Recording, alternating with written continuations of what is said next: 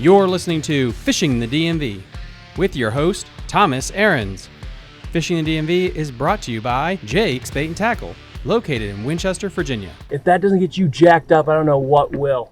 Good morning, everybody. Welcome back to Fishing the DMV. I'm your host, Thomas Ahrens. And guys, as we're slowly approaching August here, I wanted to touch back into these guys. They're chilling. Their club is growing massively. They are the darlings of Northern Virginia. We have the individuals on from the Lou's Golfing and Fishing Experience. I want to call it that. Guys, thank you so much for joining me today. I really appreciate it. Yeah, man. Thank you for having us. Appreciate it. All of the new fans that we have, because I know, again, like my channel has grown a lot since I had you guys on last, so I really want to kind of just go around the room and introduce you to the audience again. And let's start from, I guess, the right of the palm tree and work our way right. All right. My name is Brandon, Vice President, Blues Golf Course Club. Justin, my brother. Yeah, we just grew up, man, fishing a lot. Started early, probably 5 or 6 years old. Going down to North Carolina, fishing in a farm pond we had down there, Phillips Pond. Caught a lot of big bass down there. That's what really got me hooked on fishing. But yeah, my dad had us out there a lot, for sure, fishing. Golfing. I started golfing probably, I don't know, like 14 or 15. My grandpa got me into that. So yeah, I love it. And I'm Aaron, ADZ, president of, I don't know, just whatever. He's a founder. He's a co-founder. One of the founders. Yeah, co-founder. And then, yeah, I mean, I've been fishing my whole life. Probably started fishing around, North Carolina, Middlesex, North Carolina, little town off 97. And we went to ponds up there, Dean's Hill, all that stuff, and I used to have big family reunions up there. And we were like, let's go to the ponds, do some fishing real quick, go down there, sneak in, like, hey, we're going fishing down here. Ride for fish. Like, yeah, go ahead, you're good. So, and then, yeah, golfing. I played golf in high school, and then took a huge break for a while. Got married, had a kid, and then picked it up again slowly, trying to get back into it, get a little better. But it's hard to have like a even, process of having golf and fishing. Trying to convince your wife to play golf and fishing in the same weekend is almost impossible, but we make it work. He does pretty good with it. Yeah. And I'm Justin. I'm the president, El Presidente. Shout out to Dave Portnoy at Barstool. But yeah, so from all that, I was like the baby of the family, the youngest of all the cousins and all that stuff. So yeah, I grew up fishing with all of them. Started playing golf after college. Like I said in the last episode we were on. So yeah, just through all that, we were fishing and golfing, and had all these videos and making having pictures and doing all these trips and stuff, and nowhere to put it. So we just had a bunch of friends that did the same thing, and kind of drummed up the whole Blues Golf Fish Club idea with tournaments, and just trying to have a place to put everything out on. Like, and we're pretty experienced outdoors and with golfing and stuff. So yeah, it's worked out pretty good. What is harder to organize, a fishing tournament or a golf tournament? That's a great question. Well, they both fish, so there's that. I would say golf because of the handicaps and stuff. Yeah. And we have like the USGA like membership stuff, and like some people have it, some people don't. Even when people do have it, sometimes they don't enter all their scores, up to date, and they're not really, it's not really reflects what they actually are. I know what they are, so it's always like I have to go through everything and like make matchups and like fill out stuff and do the handicap with the course, and yeah, the formats. The golf's definitely a lot harder. Fishing, it's like, all right, when do y'all want to do it? Yeah. All right, 7 a.m. on this date at this place. All right, see y'all then. Hopefully it doesn't get rained out. And then just making the flyers and doing that kind of stuff, and kind of trying to get people in. But yeah, golf is definitely harder than fishing. Fishing is on I'm like, all right, sweet. Yeah. I have to print out the little like scorecards, the weight cards, and stuff like that. And I make scorecards for the golf tournaments too. So yeah. And they both have their their challenges, but fishing is definitely. With the golf, you get a lot of those like last minute adjustments. You're like, like I need 7 strokes. Like, no, you only get 4. Like, come on, dude. Yeah, or people coming in and out, or someone like random coming in at the end. Hey, man, you still got a spot? Like, I'm a 15 handicap. I'm like, okay. No, they you're put it not. in, and like then sitting in the whole place, they'll weigh in or place, and everyone's like, "What the fuck is this handicap?" I'm like, "Dude, I don't know." He told me it was 15, but yeah, the fishing is just someone drops it out or comes in, it's like, "All right, see you there." Who complains more, golfers or fishermen? Ooh. I'd say Probably fishermen. Yeah, I think fishermen bitch more. Yeah. The only golfers that bitch are our other two cousins, Alan and Wayne. So the Lewis Golf Fish Club founders would be myself, president, Brandon, vice president, Aaron, co-founder, and then our other two cousins, Alan and Wayne. They're brothers. They're older than us. They're like 40. Yeah. So yeah, they're hilarious though. Like anytime they don't win, they there's some reason, there's some excuse or something like, "Oh, well, what's his handicap? Or what did they do? Or what, was he just in live scope? Or whoa." It's so funny. They're so competitive. It's hilarious. We have all these like group chats, and so we've got like a Lou's Golf and Fish Club, or like Lou's Fishing chat, and then Lou's Golf chat, and everybody's like talking shit. Like one of our last tournaments, one guy was like, "Dude, y'all better watch out. I've been tearing them up out here." And we're like, "Yeah, on live scope. Wait till you turn it off."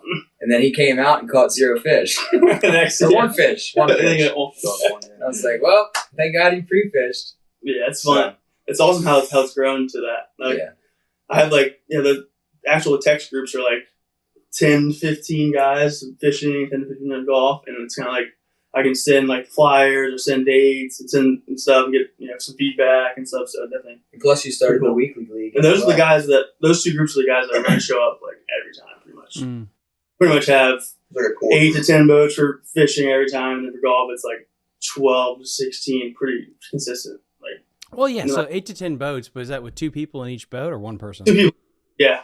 Yeah. So you're talking about like 20 people then for the events at least. Yeah. Wow. So pretty much the same for both. Like 16-ish people. Yeah. Any crossover? What do you mean by crossover? Like fishing golfing? Yeah. Oh, combined? No, never done a combined tournament. Oh. No. Like how many people actually fish a tournament and then go do the golfing too? Oh, I've actually been talking about that a lot lately because the only people that do both are the founders. Really? Wow. Yeah, except for one, my buddy Steve Buchanan, and he's like up in the top of the leaderboards for both right now this year, and we were talking about that. Freaking insane. That seems to be hard to be good at both.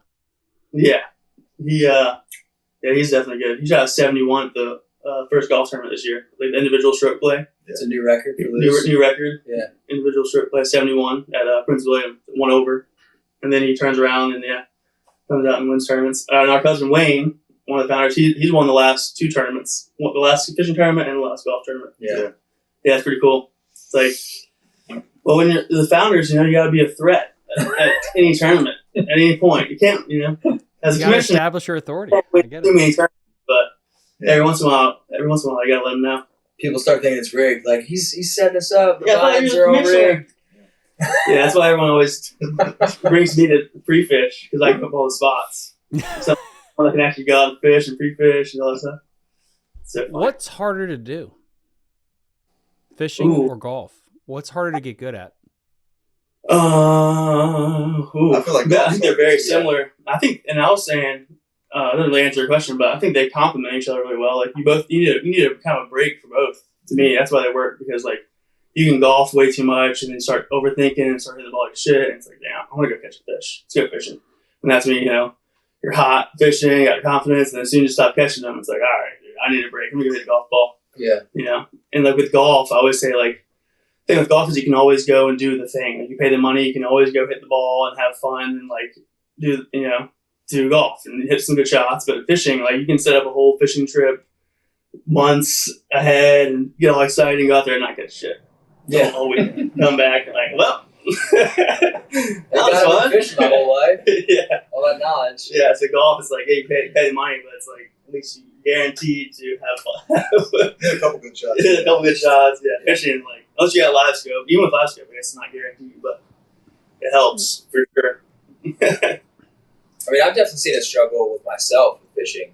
Like, when I was like from 18 to probably 25, I was out there just about every weekend, taking my boat out, going out Friday night, Saturday night, Sunday night, fishing all the time. But now it's like, put it on the calendar. And it's like, I mean, I I like to just get off of work and just go straight to the river Mm-hmm. and bass fish, and then maybe catfish a little bit, and then come home, call it a night.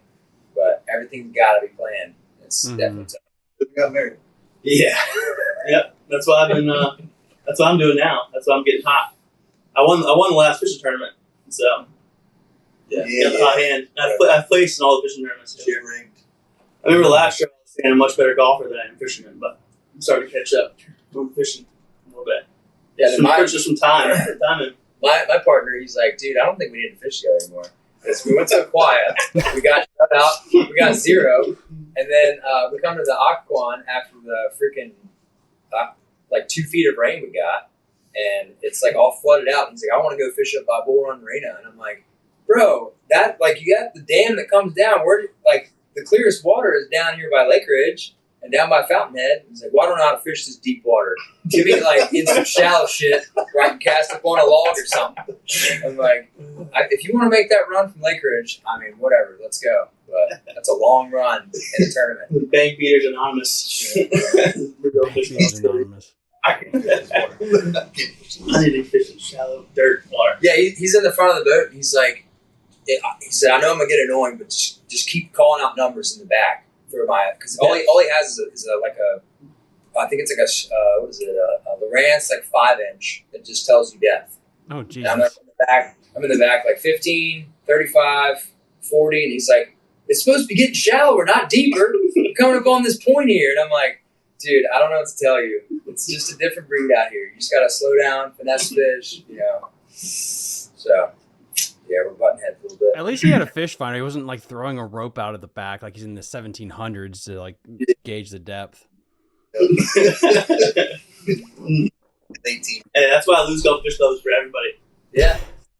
Anybody can come out there and have a chance, really. Without last scope involved, I think it really levels the playing field for like literally somebody like that. Yeah. A 5-inch Lowrance on the front, like you know how to fish shallow water, especially at the right time. Like that's why I've been doing well this year. It's just from the stained water. It definitely limits the deep water game because you just can't, like, for better or worse, without scope, you can't be as efficient with it. I grew up with 2D, good GPS, triangulate, and all that crap, and you can beat to death like a brush pile and stuff, but you're never going to be as efficient without scope. And I do think it kind of pushes people back shallow because of it. Yeah. I mean, one of the biggest reasons I got scope on my boat was to fit, like, if I'm throwing a brown jig all day on wood, and I'm not getting hit, on scope, I can see them coming up to it and looking at it and be like, nope, don't want it. So I can try a green jig or a brighter colored jig or a lighter colored jig, and just keep changing like specific details to where I can keep casting. And I'm like, oh, he's looking at it, he's chasing it, he's got it. Like, all right, so all day today we're gonna be throwing this color. And, yeah. But what's funny is, with that said, like, you can't put the genie back in the bottle because you have fished with scope. You know how many fish are in the lake. You know how many fish look at your bait.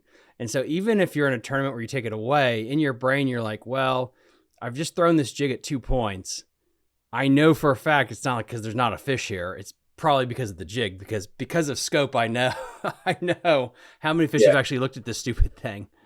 Yeah, I mean, that's why I like the idea of like kind of how we do it with, like, you can use scope and stuff, but on game day, like, you gotta go out there and go off like off your film, like kind of like watching play football or anything. Like, you can't watch film as you're hiking the ball or like the fast 95 miles an hour. You can't be watching the Patriots. It's like you just gotta go on your practice. I'm like, all right, yeah. So I think it's kind of a good way to do it. Yeah. And I know that MLF and those guys are starting to steer towards like using it on certain days and not certain days. I was watching your MLF live stream for like Potomac and the James and stuff like that. It was pretty cool. It was good live stream you did there. But it's going to be interesting to see the future of scope and stuff as we move forward. I mean, I really think what you're going to end up having is a national American league. You're going to have a scope league and a non-scope league, and that's how it's going to make everyone happy. Because at this point, it feels like people just, their opinion is based on just being on whatever tribe they want to be on. Right. I mean, I remember during a stream I just did, like this week, I had my phone set on top of one of my fish finders and it was turned off. And people were still bitching that I was scoping. It's like, no, I'm looking down to read your comment, asshole. But just people want to have that tribalism, which is, it's fascinating how this has evolved into two different, you're either a team cowboy or you're a Redskins fan, you know, and you're going to pick your tribe and you're going to fight like hell for it. Actually, with everything, yeah. Actually, I saw when somebody posted that. They're like, you know, are you live scoping it up? And you're like, bro, I'm fishing in like 5 foot of water. Like, no, I don't need to live scope. Like, the water's rushing at like 15 miles an hour downstream, and I have to turn the motor on to get me upstream. Yeah.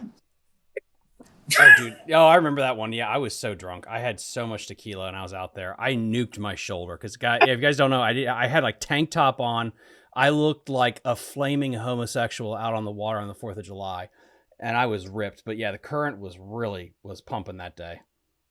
Fun Do you times. Do you have any pictures for the viewers? I do some pictures. I have like, I will have my wife send some of those pictures, the ones that I'm allowed to post publicly, of how burnt I got that day. It was hot as fuck. Sunscreen, guys. It's a necessity. Please wear sunscreen. Oh, yeah. Yeah, we definitely don't need to see what happened later on that night. But Yeah, you don't. Yeah, that's OnlyFans wouldn't even want that stuff. Brandon, before we get too much into my bodily function, I need to hear your story. All right. Yeah, VP. Yes, sir. So, like I said, I grew up fishing early, you know, with my dad. My dad was a big hunter, fisherman. He started getting me out there fishing probably, 3, 4, 5 years old. Taking us down to North Carolina a lot, Phillips Pond. Used to catch some I caught the biggest fish up until probably 5 or 6 years ago there. It was like a 6.5 pounder. And then my dad caught a 9 pounder there on a little twin tail, little curly tailed. Yeah, we had a family pond in North Carolina. Yeah. But yeah, that's where I got my start and got the love for fishing was there. And then we fished a lot around this area, Occoquan, Potomac, stuff like that, and ponds around this area too. Both of those fish are on the wall, right? Yeah, they're both on the wall. Yeah, 9 pounder and like 7 pounder, right? About 6.5 pounder, something like that. Yeah. But yeah, we grew up with deer and fish and all that stuff all over the wall, all over the living room wall. The main room of the house. So like Aaron and my friends and everyone come over and like it's like a mini Cabela's in there. So that's how we grew up. So it's kind of like definitely family tradition. When did I catch that? Outdoor stuff? Sure. It's probably like 13, 12, something like that. Yeah, something like that. Like 13 or 12, and I had like this big 2 pounder, which was the biggest fish that I ever caught at the time. And I was like, I told Brandon, I said, I'm gonna get it mounted. I'm gonna get it mounted. He's like, no, you're not. Put it back in the water. What's even better, he said, I'm gonna get it stuffed. I'm gonna get it stuffed. Like, you can catch a bigger one than that. My dad's like, that's a good one, but yeah, I mean, growing up, we never had any kind of fish finders or depth finders or anything. We fished shallow, just whatever looked good, to the naked eye is what we always fished. Mm-hmm. I'm kind of transitioning now over to, trying to fish deeper, fishing deeper and fishing good, brush piles and stuff offshore. But I grew up fishing basically whatever you can see looks good fishing. Yeah. So that's how I still fish today. Yeah, I know. What bodies of water do you reminisce as a kid that were good when you were a kid? But so example is Franklin Park back when I was younger was the shit out in Western Loudoun County. It was really good. It was stocked.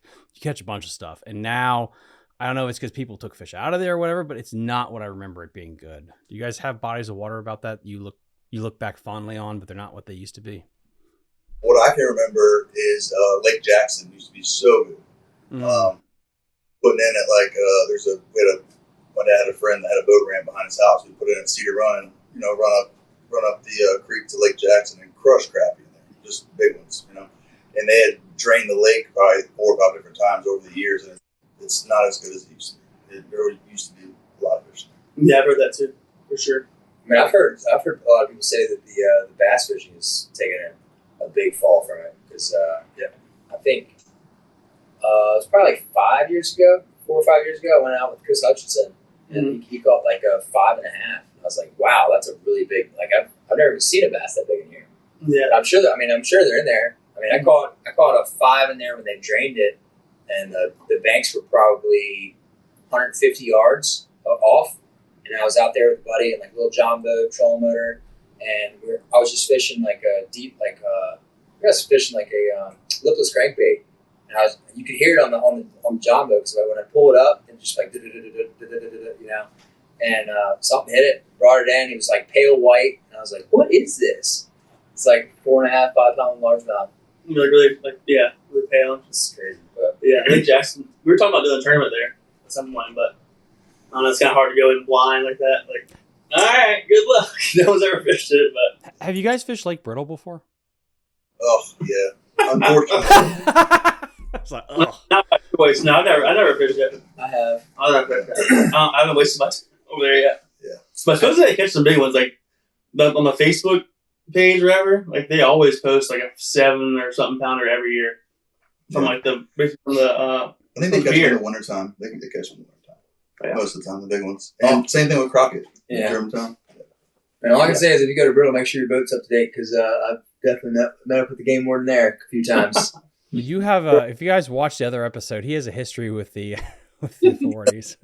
I was gonna say that too. I was like, well, I pretty much grew up fishing like ponds with Brandon and my dad. Other than that, pretty much Lake Manassas in high school. Once I started fishing, Manassas. they started Goose fishing. Creek. I've never fished Goose Creek. I've heard of it. My dad used to fish it. Oh, I fished all the time, and now like apparently some kid drowned in it, so you're not allowed to fish it anymore. Allegedly, I don't know the whole ordeal about it, but yeah, you go to Leesburg where that golf course used to be, and that was an access point down there, and you could start walking it. Yeah, I went to an access point off Route 7. I used to have the Feel Free Lure kayak. It was 11.5, so it had like the wheel, so I could roll it. Well, it's still heavy. It's probably like 150 pounds rolling it. So my buddy's like, yeah, just right down here, down this path, and we can just drop in. And I'm like, all right, cool. So I probably wheeled it for probably about 300 yards. And I'm like, all right, is it coming up anytime soon? He's like, yeah, it's just right over this ledge here. And it's a pretty sick spot. I mean, we did all right. We probably caught like 10 or 15 bass, something like that, a couple smallies. My buddy fishes it now, and he said there's a good amount of snakehead in there too as well. So. They're everywhere now, man. It's insane how they're just their population's blowing up. I saw one caught on the Shenandoah River allegedly down below the Millville Dam, the Dam 4 in the Potomac. I mean, they're going everywhere. They're in Lake Manassas. Yeah. Heavy. Oh yeah, Big time. yeah. They got all the grass in there. Didn't the new record just get caught in Maryland? I don't know. I have no idea. Mm-hmm. Was it Back Bay? It was not Back Bay. The Blackwater area, I think. Yeah. Wrong. But yeah, I know what you're talking about. It was like 17 pounds or something like that, or 19. I would cut the line. Like, good God. Justin doesn't like them. He get in the boat, he's like, Dude, Murphy's the same way. Like I know numerous people that feel the same way. It's like you're like, see something. Let's go. And you see it like, oh, like a snakehead, dude. I mean, I gotta deal with that now. I eat them. There's a couple people that get mad that I eat them, but when they taste good. Oh yeah. I mean, you're supposed to. Yeah. Yeah. They're Okay, hyper so- intelligent too, man. I mean, they are really intelligent. I think they figure out that we're hunting them and stuff, and they start moving out of certain areas. Yeah, I mean, we're never gonna get rid of them. Like that's just never gonna happen. Same thing with the blue cats and the flatheads. I'm not saying you shouldn't remove them, but let's not be idealistic. Like we're gonna be able to eradicate a whole species. If Japan has not been able to get rid of largemouth bass, there's no way in hell we're getting rid of snakeheads and blue cats. Buddy Brian tried to get him out of Lake Manassas. Go fishing. He tried his best. He tried to shoot every snakehead he saw in there. They're fun, dude. They fight hard. Mm-hmm. It's worse in a tournament though. Yeah. Like on the Potomac, quiet and stuff on a frog or something. Go. It's funny because I've never, when I've gone out with friends to hunt them specifically, can't catch shit. As soon as I'm in a bass tournament, it's like every other cast. Yeah. It's crazy. Do you guys do side pots for them at all in your tournaments? We did a quiet tournament in May, and we did a prize for the biggest snakehead. Yeah, we always try to throw that. Anything that's Potomac, we try to throw some at least something in for snakehead. We got to do like Thomas does. I think it's the tournament you have going on right now. Like biggest bluegill, biggest largemouth, biggest smallmouth, biggest crappie. pickerel. Yeah. Yeah. It was a gag at first, but everyone got really into it. Like I had grown ass men being like, "Yeah, I'm gonna catch the biggest bluegill." It's like, good for you, Charlie. Like that's awesome. Go for it. No, that was a great idea. Sure. It's Especially over like months. Yeah, it's a lot harder than you think to catch a 12 to 13 inch bluegill or, you know, a big crappie, things like that, just to try to get people to like try for different species. That's the fun thing about doing this show is like you realize there's a shit ton of fish out there that people don't like hunt for that are still a lot of fun to catch. Yeah. Because of like your format, we actually started doing a little members only virtual bass tournament for this year. So it ends like December 31st at midnight, and the biggest 5 bass, you know, you have to have it on scale and weight and all that kind of stuff. It can't be a private lake; it has to be a public. So I can do that. But yeah, I mean, I have a little Google Doc where everyone's like, you know, updating their weights and stuff. So yeah, it's a fun thing, and it's like why in all those debates about the perfect way to have a tournament, it's so there's not a right way, because what I've seen with doing this online format or the catch, measure, release, catch photo, if you have a wife and kids and a family, you might not be able to do it each Saturday. It's kind of nice to have a month long or a couple, you know, week format. So you can still get to compete, but you're not going to have that issue with, okay, I have to figure out a weekend that I can separate from the family to get out there.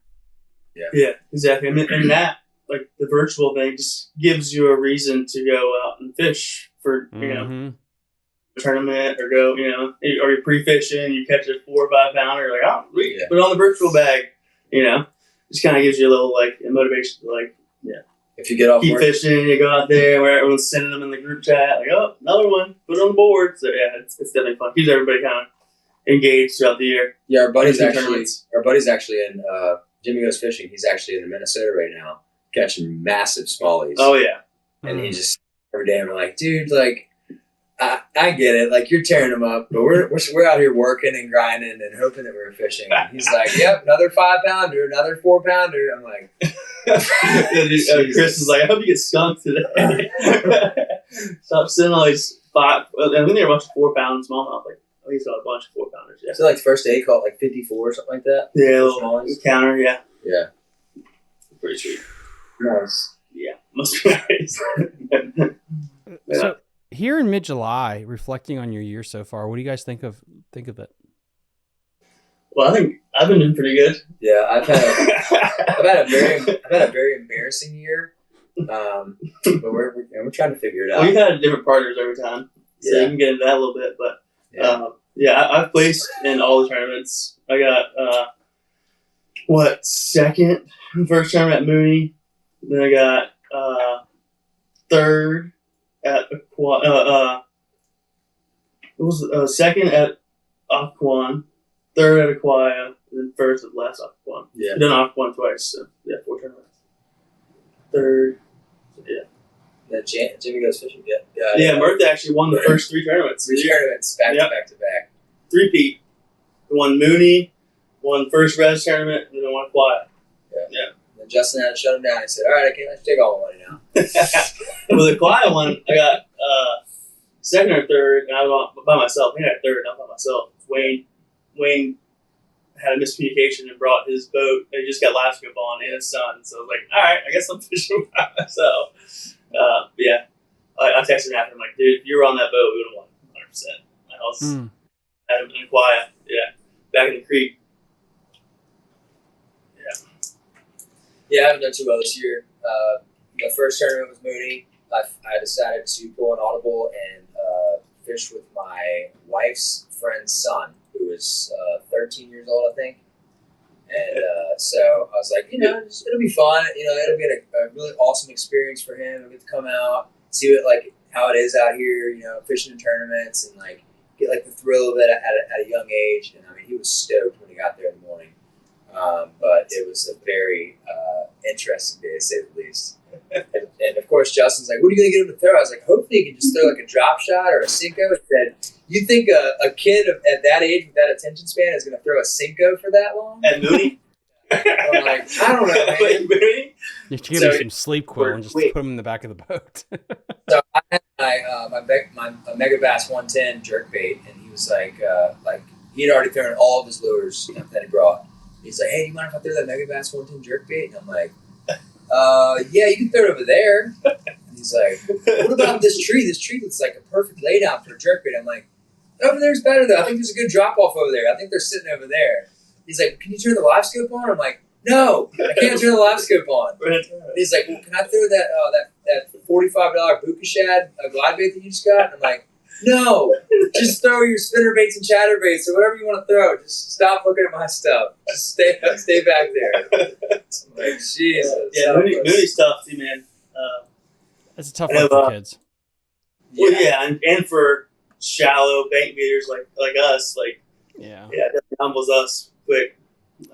And you're right though, because like I make the separation that there are lakes that are more for like what you just said, bank beater lakes, and then there are lakes that are like live scope lakes. Mooney is almost a textbook of this is a place where if you have live scope, it gives you a insignificant advantage in just catching fish.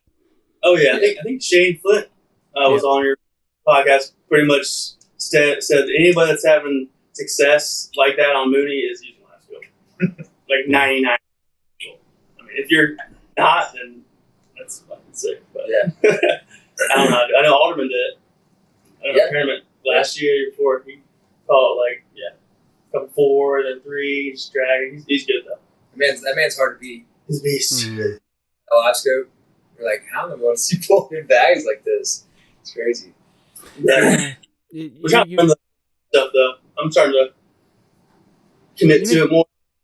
But you make a good point though about like picking the places because of that. Because like you look at like a Nye reservoir or even the Res, great offshore bite at the Res, but there's fantastic bank beating or shallow water like availability. Nye's the same way, and you almost have to kind of like, do you curate that at all about where you're going to have your tournament based on like, okay, no scope, so probably shouldn't go to Lake Frederick because we don't want people to be on suicide watch. Let's go to the Potomac River because like people will have fun there. Yeah, I mean the only lakes on the list now are Mooney and the Res at this point. Yeah, and Mooney, we've been debating like, do we want to go back there every year? We think we did it in March this year. Yeah, I'm trying to hit it early. I think we're gonna try to hit it again in the fall. I think it's the September tournament, Mooney.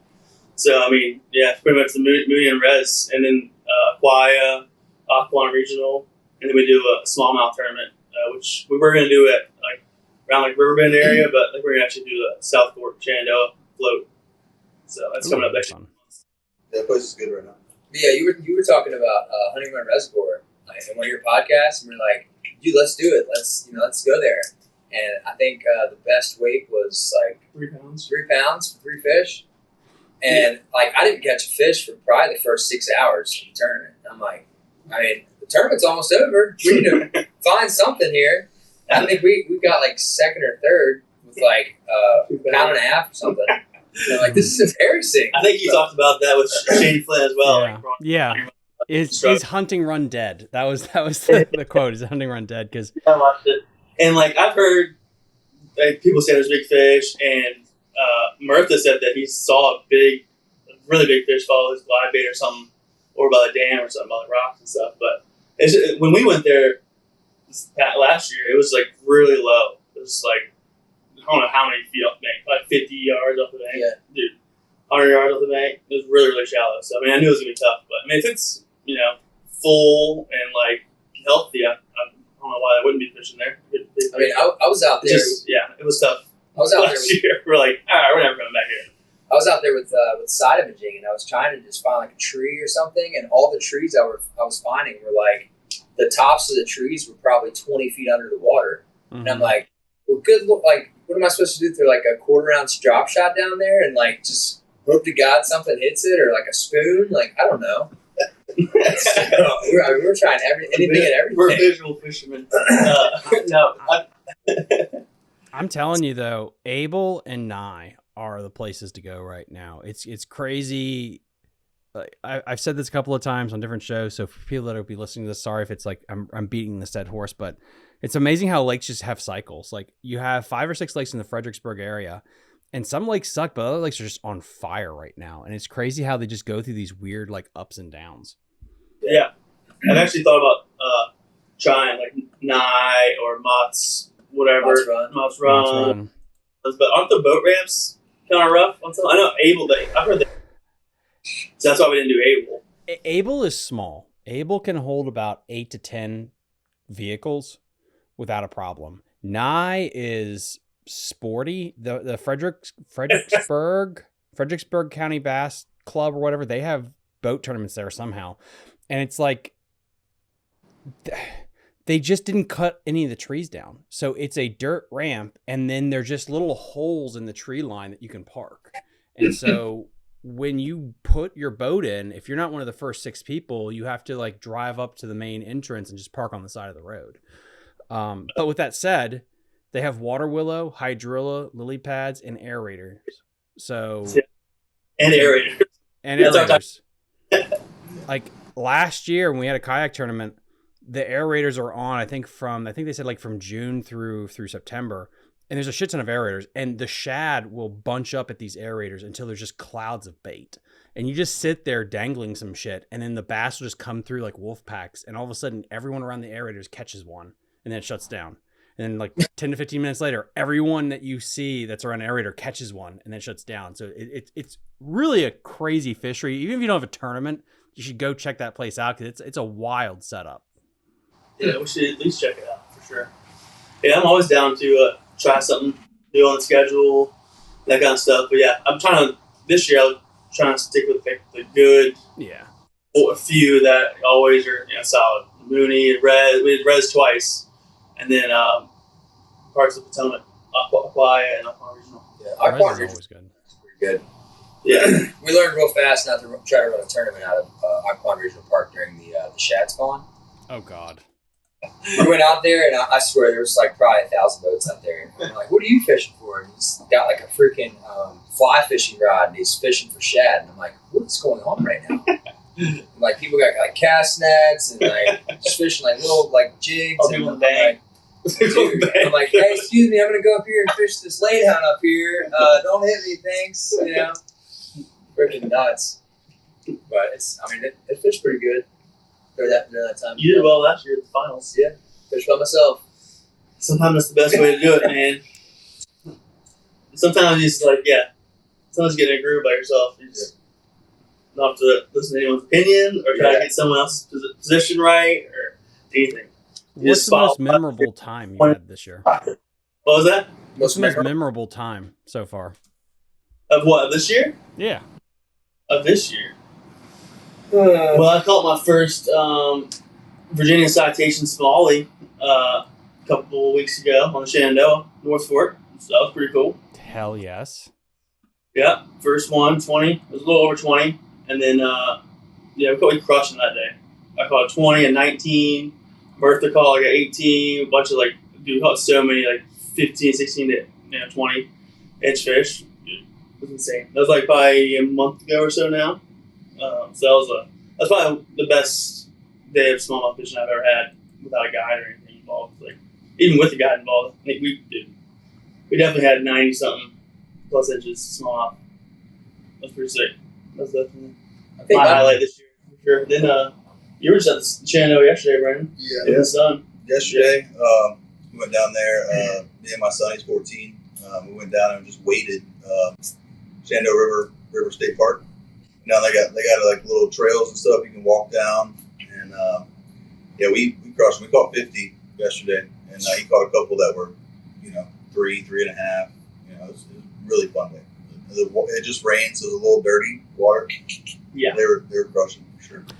Shenandoah's been on fire this year, man, and so is the Upper Potomac and everything. I mean, there's so many big smallmouth being caught. For sure. Murtha was always hating on the Shenandoah. He's up Potomac. He's like, it's up Potomac. I'm like, dude, they're in the Shenandoah, man. I'm telling you. And that trip, I was like, just go Shenandoah. We haven't done it in a while. Let's do this float. Like, all right. And I could tell he's kind of weary about it. We kind of started slow, and then the first one I caught was at 20. Boom, PB, citation. And then after that, it was 19, 18, 17, 16, 17, 16. It was sick. I think he's all right, I got you. Shenandoah's pretty good. I think the reason why he doesn't like it is because I feel like the forage is different from the Upper Potomac until the South Fork. Because I think they were saying in the Upper Potomac, there's parts of the year where you can see the crawdads moving the water really well. Might be more crawfish in the Upper Potomac. It almost looks like the ground is moving. Well, and then you throw a crawdad up there. It's that is true. That is Might have to true. throw like a Hellgrammite or something else. You know? That is true. Done a lot of wade fishing on like riverbend kind of stuff, and the like Ned crawl crushes. But you throw that at Shenandoah, and it definitely doesn't get hit as well as like a Ned like creature bait or like something like That that. stupid Hellgrammite. I swear to God, it doesn't make any sense, but it does. It works for some reason. Does work. I love it. Hellgrammite does work, but I found a new one recently. I give up the little juice here. Don't tell him. Don't tell him. Don't tell him, no. Is the baby D-bomb. Missile Bait's baby D-bomb. Yep. That's sick, dude. I feel like it looks like pretty much anything with the ribbed body and stuff. It kind of looks, and the little tails, like, yeah, I think they crushed that thing. I haven't touched the Hellgrammite since I got those. That's all we threw yesterday. Bam, bam, yeah. I don't know what it is. Maybe they fall. It's like a little sharper, a little straight down because of the ribbed body or something. There's something to that bait that definitely triggers. Just give them a different look, man. They're intelligent. I mean, they get so beat to hell right now with the same stuff, especially like smallmouth, river smallmouth, because I feel like with like most largemouth, depending on where you're fishing, I guess, they see a variety of things. And I'm not talking about Potomac River chatterbait largemouth. I'm talking about lake fish. But with Shenandoah River smallmouth, like you're gonna see a Hellgrammite, you're gonna see a crankbait, and a whopper plopper. Those are the three things you guarantee. So if you give them any kind of diversity, man, you're gonna just smoke them. Yeah. Yeah. Anything, I mean, at some point it's like anything dark and with some bulk to it and something to it. On a Ned is pretty much our go-to. Yeah. If you're running out of missile D-bombs, you go with anything that's dark. You know, it's Hellgrammite, crawl, anything. But, I mean, it's hard to, I try to throw chatterbait and all this other stuff, but it's always just throw the Ned, the Ned crawl, Ned creature bait, and then bam. 8th ounce. Or 16th ounce, full of like EWG, Ned. Hard to not throw that once they start hitting it. Have you guys had or thought about having a tournament at Egypt Bend or River Bend or sorry, not River Bend, Riverton? No, we're doing a Shenandoah. We've always done a Shenandoah float, but this year we're gonna do it's like a 4 or 5 mile float, pretty much in that area, South Fork. Yeah. So that was awesome. We learned anything longer than that gets a little dicey. I mean, Egypt Bend that's like where like the dam is and stuff, a little further down, right? Yeah, we could do one there. I know the Shenandoah Valley Bass Bros, they just did one there. They had like a bunch of full size boats and stuff in there. That actually could be sick. But yeah, the Shenandoah thing, we just always do like some kind of float where we can float and camp. Some guys can camp if they want to camp, that type of thing. Kind of more like camaraderie type of tournament. Yeah. Our first float was what, 7 miles? 7 miles. Yeah, 7 the first one miles. because one of the launches was like blocked by like a tree or something. So, like we have 4 miles and 7 miles, and I was like, oh, let's do the 7. Come on. And us, like as soon as we start catching fish, we'll sit there till dark until it stopped biting. That's the first spot. You know? So we all got back like 10 o'clock at night. What time did we start? Like 8, like 9? 9. I think I touched land at 10 o'clock at night. God. My cousin with like a strobe light, like, Jason, we're over here. I'm like, we're coming. And then like catfish. Yeah. Then we were catfishing. Yeah, it's fun. We're like, you want a cold burger? They've been cold for about 4 hours. Like, sure.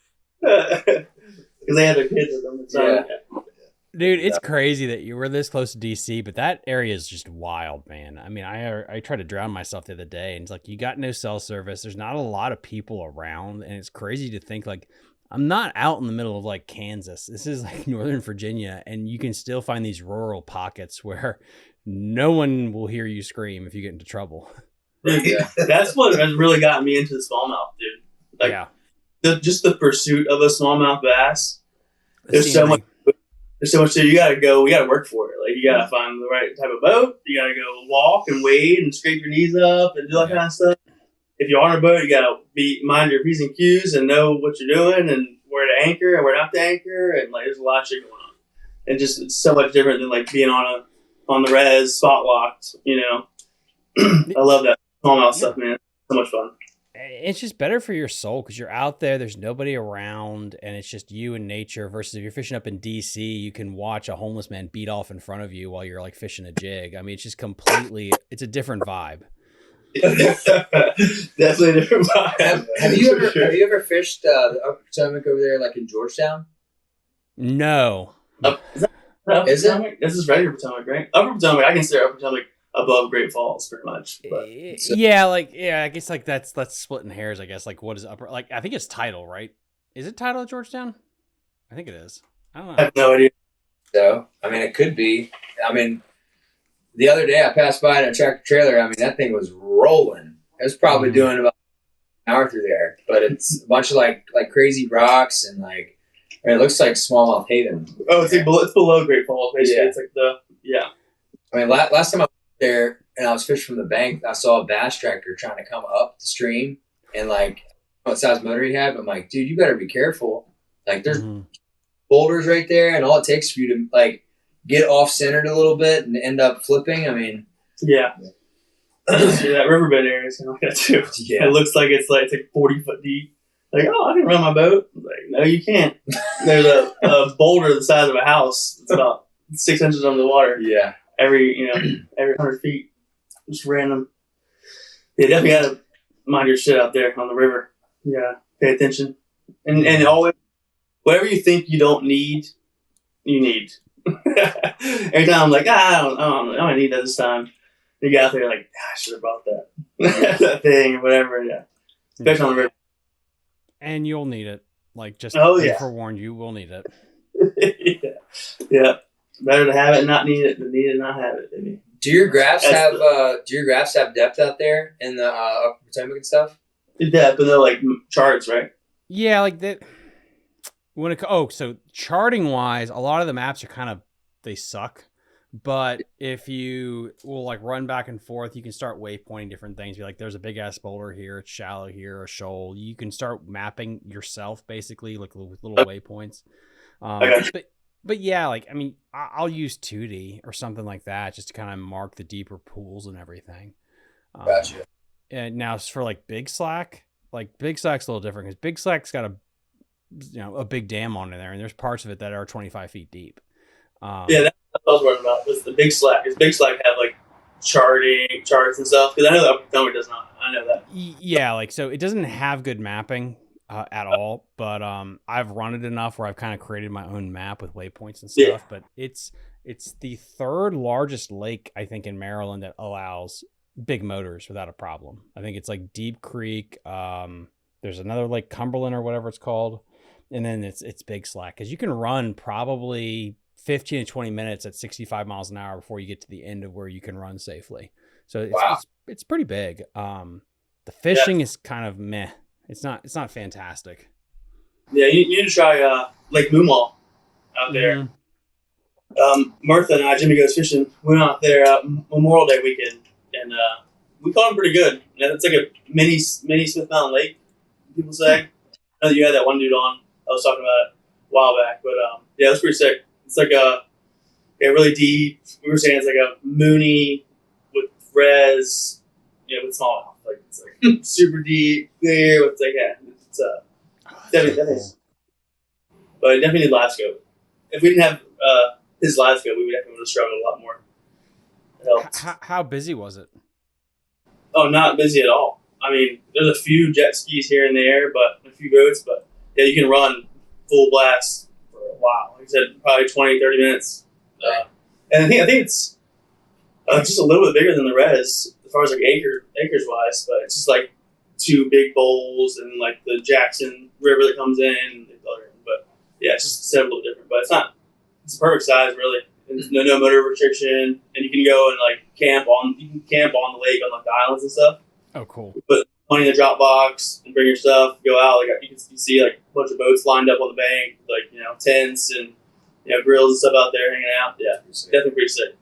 Oh, that's so cool. Yeah, we're gonna try to set up a little trip doing that for sure. Hey, you should have a tournament out there. Yeah, members only tourney. Boom all. Definitely down for that. Where do you guys see this organization going in the next couple of years? Do you see it getting bigger? Like what are your thoughts about that in the future? I mean, there's mixed feelings on it. Some guys love it how it's small and everyone knows everybody and it's camaraderie and stuff. But yeah, also as me, it's like my little baby. So it's like, yeah, obviously I wanted to grow and get more people involved and, you know, all that stuff. But I mean, at the end of the day, man, we're here 5 years later. If we're here 10, 15, 20 years, still doing the same thing, that's all I'm worried about. I'm not really worried about like going viral or going to views or getting blown up or anything. Like we're gonna do it regardless, whether we're doing this Fish Club or not. That's kind of how it started. Was like, I know we're gonna show up for the tournament. You know, if anybody else wants to show up, you know, they can or not. But we're gonna be fishing that day or golfing that day. So and we're gonna have fun. And we're gonna throw money on it and see who wins and be competitive. And you know, I kind of like it being small because it's like you have a guaranteed fill spot. So like if you have like, for instance, like 10 boats, like 10 boats is like our max, then people are like fighting to like let you know, like, hey, I'm definitely in. But fishermen are great at being like, well, I don't know, I got something coming up, you know, I'll let you know like maybe the day before the tournament. It's like, dude, you know how much planning goes into a tournament? Like you can't just pull it out of your ass and be like, all right, yep, these are our teams, we're good to go. Like, oh, isn't somebody else supposed to be showing up? Like, I don't know, man. You know, but if you keep it small, it gives everybody the chance to be like, hey, is there a spot available? Mm-hmm. Like, yeah, I got 2 more spots available. Are you in or out? Because if you're not, I got somebody else that's ready to come in right now. yeah, it's like more like personal. Like, yeah. But yeah, I mean, it's been what we've done so far is way more than I ever even dreamed of. So I mean, to win, even just people showing up for tournaments is awesome. Whether it's just us 3 or it's 20 people or whatever. I mean, it's in our blood, so we're gonna be doing it regardless. But yeah, anybody wants to come out though, it's definitely a fun time. Yeah. We're all cool. We're not like you know, all weird about I don't know, like spots and baits and being all weird. Yeah. Did you ever think about increasing the cap on how many tournament competitors you have? Oh yeah, we don't really have a cap. We just saying like sometimes I've been like 15 boat max, 12 boat max, just to like kind of get people to like commit a little earlier. Gotcha. Okay. Yeah. I mean, the biggest problem I see in this area is just because it's all about money, and everybody has to have a say, and everybody, it's like the bigger you get, everybody wants to shut you down. So when you're nice and small, it's nice because people know of you and people know about you. But the bigger you get, it's like, who are you? What do you do? Okay, did you pay for this? Did you pay for that? Well, where's your license for this? Where's your license for that? It's like, dude, I've got a freaking 100-person club that I'm running 2 foundations out of. Like, who cares? Like, I pay for my taxes on my boat, my fishing license. I pay, all these taxes. Like, it's better just to be small and just under the radar, nonchalant. Yeah, I don't have to talk to anybody or get any approvals or anything like that. We're just, off the grid. We know our guys are showing up. I post them on like Facebook stuff, Facebook groups and stuff. And if everybody wants to get in, come on out. But I mean, yeah, it's definitely a good solid. Like I said, I like to try to keep politics out of it. It's like if you want to have a good time and you want to be in like a brotherhood where everybody comes out, tells you like the baits they caught them on, the spots that they were at, or like whatever, like golf, like the types of areas to be in. It's like a prime zone. It's like don't want to miss you, don't want to be long. If you're playing in like a really highly competitive area, they're not going to tell you any of that. Like, no, dude, we're fishing here next year. I don't want you fishing right here behind me. Mm-hmm. It's good middle ground between just going out with your friends for no reason. Yeah. Versus and big tournaments and being like super serious and even like Fountainhead. Like some of our guys fish Fountainhead, but like that's a little bit too like tight for me. Like I don't really care that much. But I'd rather just go fish somewhere else. Like fish different places. I don't want to fish like the same places over and over. But yeah, I mean there's snobs in both sports. Golf and like we talked about last time, but golf and fishing are 2 of the snobbiest sports in the world. And it's It is. Oh yeah. What's more expensive at this point? Golf, 100%. Ever after COVID. I mean, are we talking kayak boat or are we talking like? That's a good point. Let's go boat. Let's go just for the chips in the table. But well, guys versus golf.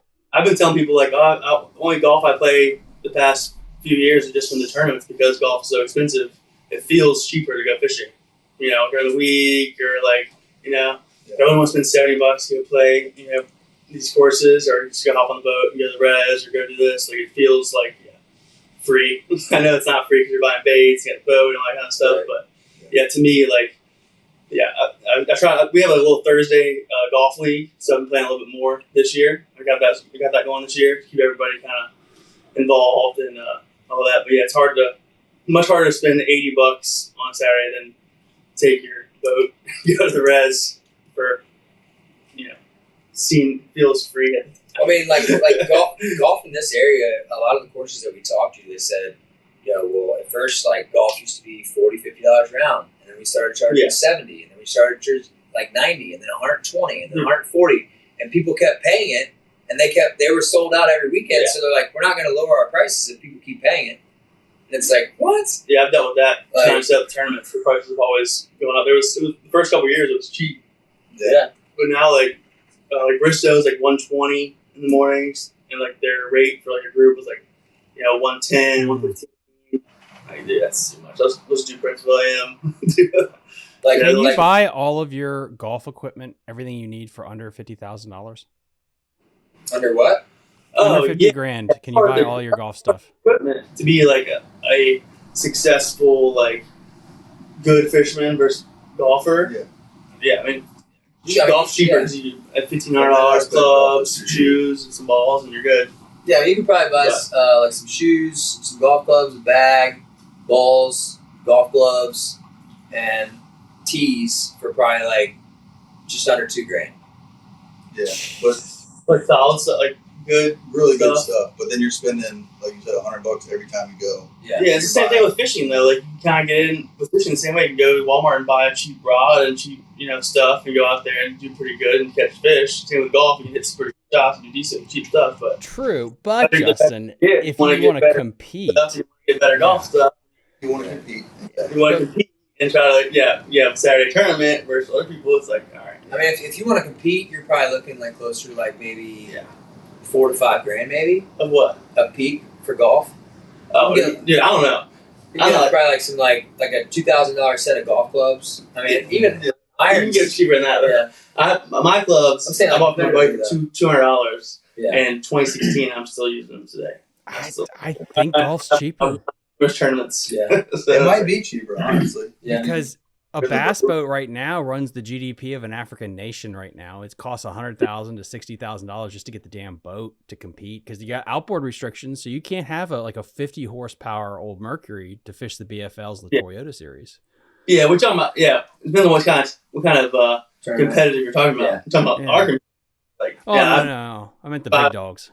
Yeah, exactly. I'm talking about for our people, I mean, even though 5,500 for my boat, like it's more than my golf clubs. My golf clubs are 200. I mean, ideally for the big leagues for fishing, I would say Facebook Marketplace is your best friend. Yeah, I mean, you can find the most pristine boat with the precise motor. I think they were saying it's like 250s or something like that, or 200s is what you can run or something. It's like, I mean, I feel like these tournaments are getting so complex. It's just it's like, why does it matter what size motor you have? Like, if you have a 50, a 90, a 150, a 300, who cares? It's all about gotta sell engines, baby. Gotta pump out them numbers for Mercury and Yamaha. Yeah, that's why we exist. We're the middleman. Yeah.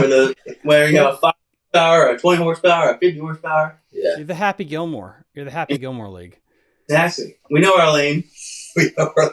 And that's what you need, though, because again, it's like growing up as kids, it was like always like, oh, golf is the hortatory, like, you know, rich person's sport. But now it's like, it's bass fishing, man. Like, you're considered like middle class if you can afford golf, but to be able to afford to do the Toyota series, goddamn, you must be made of money to be able to afford a brand new Phoenix boat to go tour around, let alone the electronics that they're putting $50,000 worth of electronics on that $100,000 boat.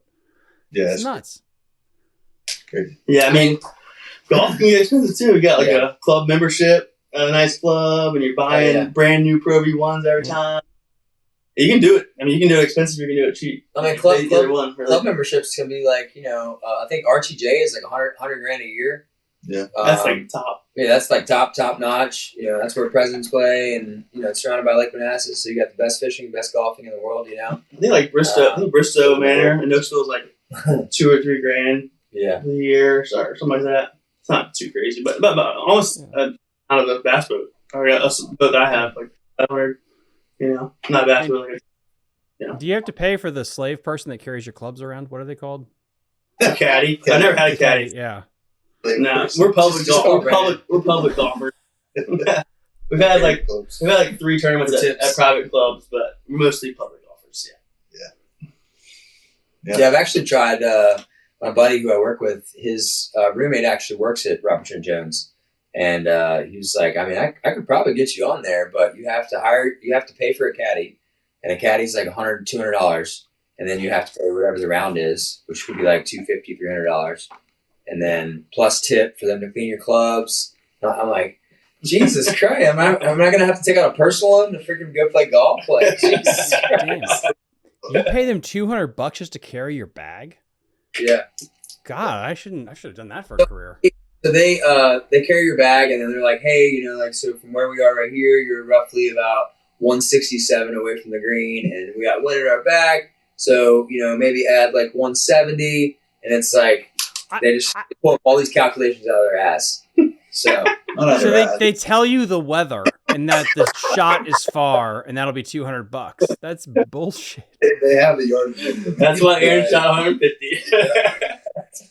This guy doesn't know what he's talking about. You don't know what he's talking about. Drive her off the deck. Let's go, dude. Good lead into. We were talking about how a guide is pretty much a caddy on the water. They do all the bullshit. Yeah. You know, and everyone's like, "Oh, the caddy life is sick," or "The guide life is sick." It's like, well, you're not really golfing. You're not really fishing. You're doing all the bullshit of it. You're getting the hooks untied. You're getting the fish off and hand it to them, and you're getting them in the right spot, and you're doing all the knot. I will say, at least for a guide, you're taking them to secret spots to catch fish. It's not a mystery. You know where the hole is on the hole that you're playing. It's not like he has this mythical information of where you're supposed to hit the ball. Yeah, there's secret spots on the course too. To where to miss. Where to miss. So if you miss it in that spot, you're gonna make a double bogey, and if you miss it there, you're gonna have a good chance to make par. Or you know, you don't just let her rip. You don't just grip and rip. No, we're not good enough for that. You gotta calculate. No, calculate before you hit, like where you've been hitting the ball. All right, I'm hitting it right. All right, let me aim left. So my worst shot is gonna end up, over here. I want to miss on the right side. I want to miss short versus long. Like the Prince William are like basically home club. If you miss long there, like you might as well just pick up the ball and go back to the cart. I mean, unless you get some miraculous like flop shot, especially when it's like hard and fast. Like yeah. There's definitely, and that's how I've won some tournaments. There is just I know to always miss short, and just be like in the mouth of the green, just have a little chip up and make par bogey. I think there's definitely a better like happiness over being a guide though. Like you can take out somebody that barely knows how to fish, be like, I've caught 1,000 fish right here, so just drop your fluke down there, twitch it a couple times, and then just wait, and then pull up. If you want me to do it for you, I'll set the hook and give you the rod. And it's like the happiness of like a guide seeing like a kid or anybody catch a fish, and like, oh, this is the biggest fish I ever caught. It's a 2-pound smallie. Like, dude, that's awesome, Yeah. The guide life is definitely a grind. Yeah. For sure. Like being a caddy and like trying to teach somebody how to swing. You're like trying to give golf lessons and tell them how to shoot on that course. It's probably a disaster. And I feel like it's a lot easier to bullshit being a caddy than as a guide. Yeah. Oh yeah. Yeah. For sure. Yeah. I mean, you expose yourself as a guide pretty quick. I feel like you don't really know what you're doing. Man, we went out there and only caught 5 fish. Like, really? How much did you pay? $350 for 6 hours? Like, damn, that sucks. All right. That's why the key line for any guide is, there's better water up ahead. There's better water up here around this bend. You gotta keep us moving. Yeah. Same with the caddy. Like, hey, next hole. Next hole is easy. You got next. You'll get there. With a caddy too, they can tell you exactly where to hit it, and if you don't hit it there, it's not their fault. Yeah, there you go. Yeah. Same with, no, they're very similar actually. Guide, same thing. You tell you, all right, cast right there. Throw this bait. Boom. Yeah. You gotta have a little bit of skill and touch, of your own. But yeah, I feel like being, funny. I feel like being a guy with fishing, like I see a lot of guys that do not use bait casters because if they bird nest, it's just throw it in the water. We'll just grab another rod. Like I think Jeff Green has talked about that. Spinning rod and finesse bait, some kind of Ned, weedless Ned. There you go. Yeah, of course. Like that's how you make your money. Like, and I get when guys are like, yeah, I don't want to spend $1,000 on mega bass jerk baits just so little Timmy who's never done it before loses, what I made in a day in 5 minutes. Yeah, I went on a guide trip on the New River, and we didn't throw a net the whole day. We threw square bills and spinnerbaits the whole day. I mean, New River is more of a power fishing river, but yeah, that was fun. Just throwing and winding in, tossing and winding in, over and over. Crankbait, spinnerbait. Yeah. Chuck and wind. New River gets a little hairy. Yeah. Have you been down New River yet? A long time ago, I did a float trip. I think it was like 17, 18. I did a long float trip, and then I did some wade fishing a couple of years back. It's Jurassic Park. I mean, that you think the Shenandoah in some places in the middle of nowhere. That place is in the middle of nowhere, and the water there is very hairy. It's heavy. That current is, it just has a whole different feel to it. Like even like sitting on a ramp, like looking at it, like, whew, that's not the Shenandoah. That will fuck you up. You're not careful. But there's big fish, man. There's big fish. Oh yeah. We've done it a couple times. I did the guide trip with Martha, but we did a little camping trip down the West Virginia part of it. It was like, what was it called? Meadow View or Meadowbrook? Meadow Creek. Meadow Creek Campground. If anybody's interested in hitting the West Virginia part of the New River, it's a good little camp spot. Sure. We almost lost everything. Yeah, the small rapids.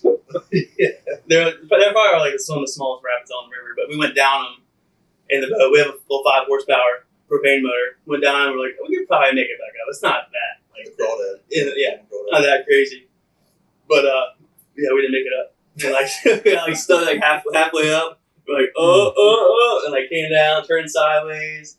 Yeah, it was great. I mean, we almost made it up. I was like, and it hit right on that slate rock, right there. Bam! And then it turned sideways. We're like, oh. Yeah. Had nothing strapped down. We had to, throw the anchor out. Yeah, and then pull ourselves. Get out. It was a lot. And pull the boat up through the rapids. Yeah. Nice. You learn a lot. You learn a lot on the river. He learned a good lesson. this last trip, right? When you busted your knee, busted your leg, and flipped over. Yeah, I did. I learned a valuable lesson about You know all about it. Dude, it's a fucking nightmare, and just it can go shit on you real quick, and you not even know about it. Oh yeah, I tell people that all the time. It's like, dude, I'm telling you, anything you think is gonna go wrong on the river, get prepared for everything, and it happens fast. And it's never when you expect it. That's the thing, is because your guard is down. You're like, oh, okay, so the water's murky, so I can't see the bottom. It doesn't matter. I can still just step down. It's no big deal. And then all of a sudden, 5 seconds later, shit goes sideways. It's water. Yeah. 150 foot of water. Yeah.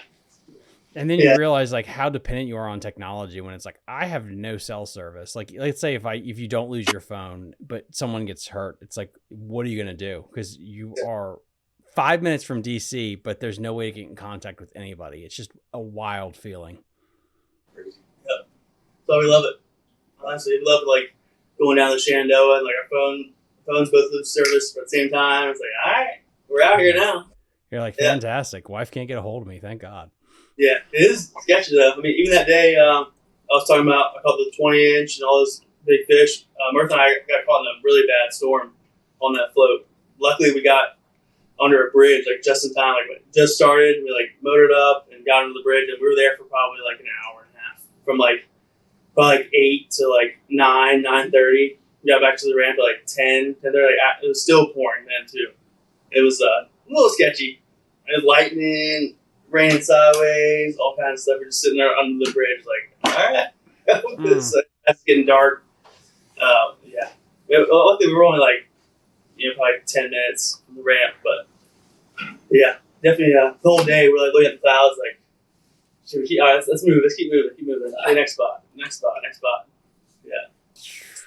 A lot of things to think about on the river, for sure. Yeah, Which I love. You gotta see my my tri-tune that I made. Oh. Yeah, it's a 16-foot, what is it? Pelican. Yeah, 16-foot Pelican canoe that I got for free.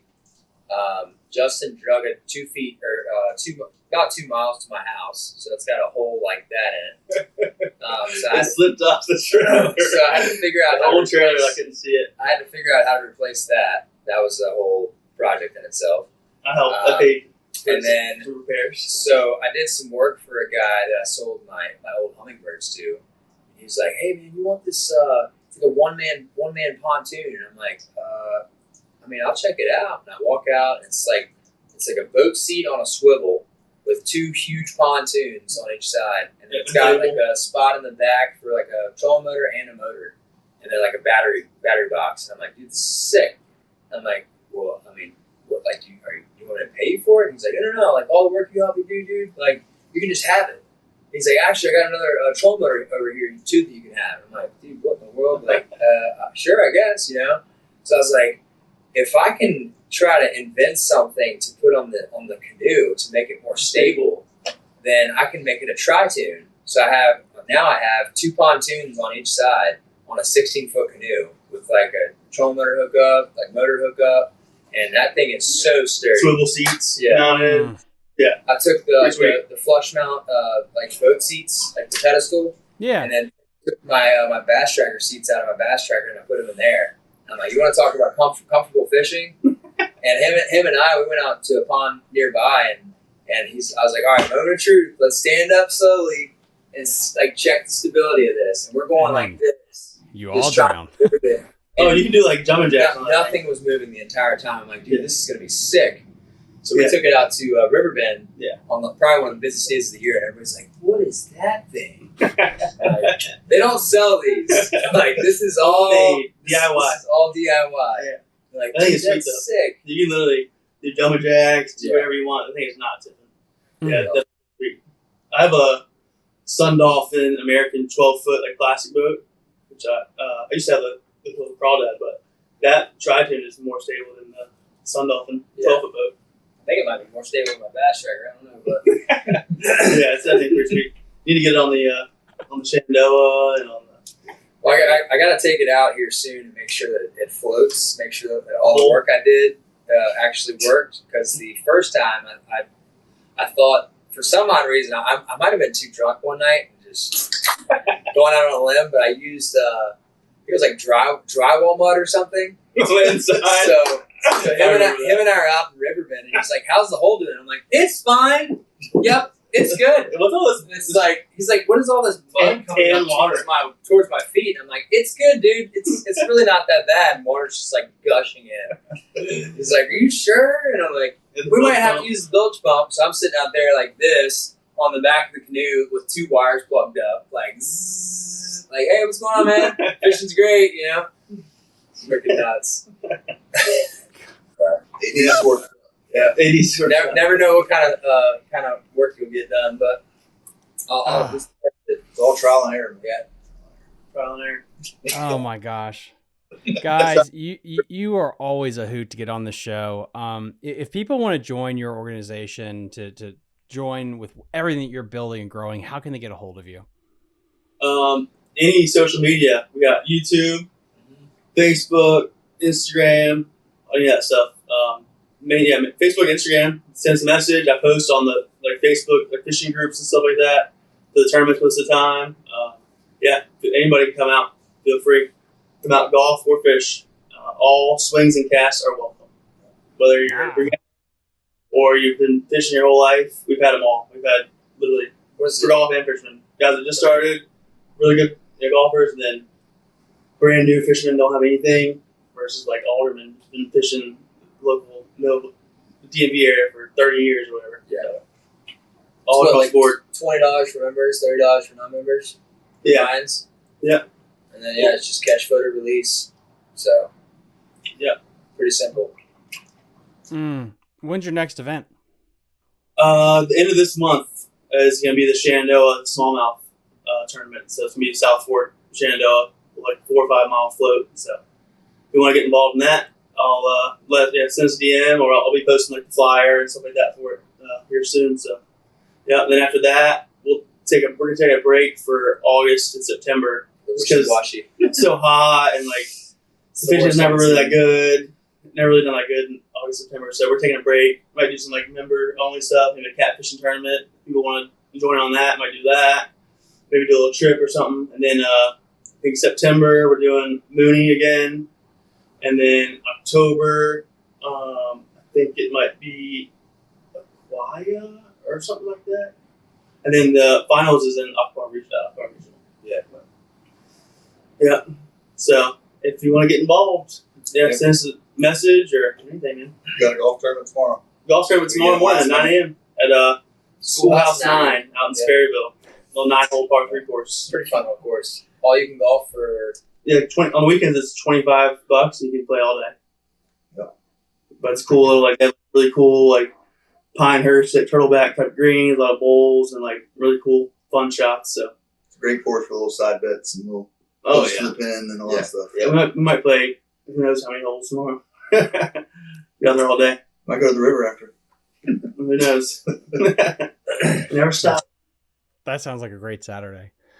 Guys, as always, link in the episode description to everything we talked about. Please go check out these individuals, the president, the vice president, the secretary of state, all this. I mean, you guys should do you should do a ChatGPT Grok AI of you guys as the founding fathers. That would be hilarious. But yeah, go check them out. There's some great things coming in store for them. And then, yeah, as always, if you'd like to go check us out on Patreon, that'd be great. As you guys know, kind of lost my job. And if it wasn't for you Patreon supporters, I would be homeless begging for money on the street. So really thank you guys for keeping me employed with you guys. And I will see you guys next time on Fishing the DMV. Bye. You're listening to Fishing the DMV with your host, Thomas Ahrens. Fishing the DMV is brought to you by Jake's Bait and Tackle, located in Winchester, Virginia. If that doesn't get you jacked up, I don't know what will.